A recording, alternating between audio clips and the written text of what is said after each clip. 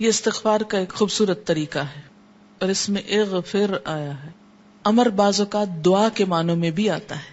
فعل امر بمعنی دعا. اللہم اغفر لی خطیئتی، وجہلی واسرافی فی امری، وما انت اعلم به منی،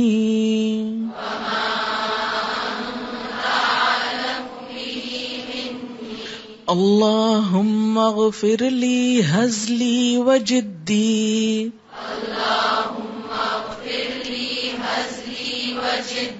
وخطئی وعمدی، وکل ذلک عندی.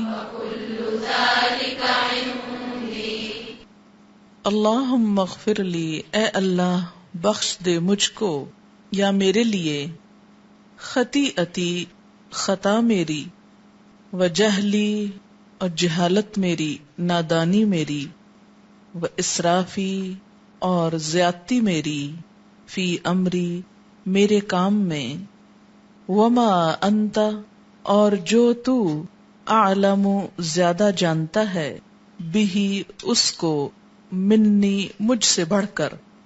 اللہم اے اللہ، اغفر لی بخش دے مجھ کو میرے لیے، ہزلی ہنسی سے کیے ہوئے میرے گناہ، ہزل ہوتا ہے ہنسی مذاق، وجدی اور کوشش سے کیے ہوئے یا قصدن کیے ہوئے، جان بوجھ کر کیے ہوئے میرے گناہ، وخطائی اور خطا میری، وعمدی اور عمدن کیے ہوئے میرے گناہ، جان بوجھ کر کیے ہوئے گناہ، وکل ذالک اور یہ سب کے سب عندی میرے پاس ہیں، یعنی میرے اندر ہیں، مجھ میں موجود ہیں یہ ساری باتیں.